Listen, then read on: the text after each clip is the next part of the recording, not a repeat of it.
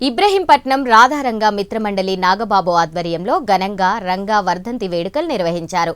ఈ సందర్భంగా ఎన్టీఆర్ జిల్లా జనసేన అధ్యక్షుడు సామినేని ఉదయభాను, ఉపాధ్యక్షులు బొల్లిశెట్టి శ్రీకాంత్, జనసేన రాష్ట్ర ప్రధాన కార్యదర్శి అమ్మిశెట్టి వాసు రంగా చిత్రపటానికి పూలమాలలు వేసి నివాళులర్పించారు.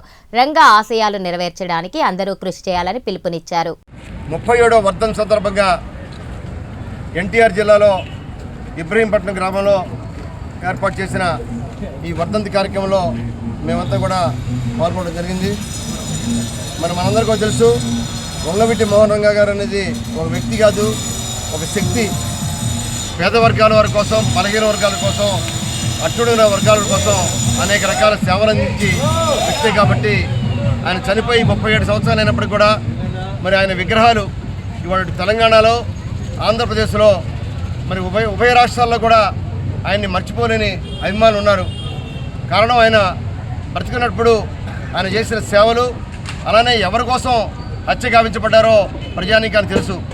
కేవలం ఇంటి పట్టాల కోసం, ఎస్సీల కోసం క్రీస్తురాజపురంలో, విజయవాడలో జరిగిన మరి ఇళ్ల పట్టాల కార్యక్రమం మీద ఆయన నిరాదీక్ష చేసే సమయంలో కొంతమంది భూస్వాములు, ధనిక వర్గాల వారు, పెత్తందారులు ఆయన ఏ విధంగా హత్య గావించబడ్డారో మనం చూసాం. కాబట్టి ఆయన మీద ఇన్ని లక్షల మందికి సానుభూతితోటి ఇవాటికి కూడా ఆయనకి ఘనమైన నివాళులు అర్పిస్తున్నారు.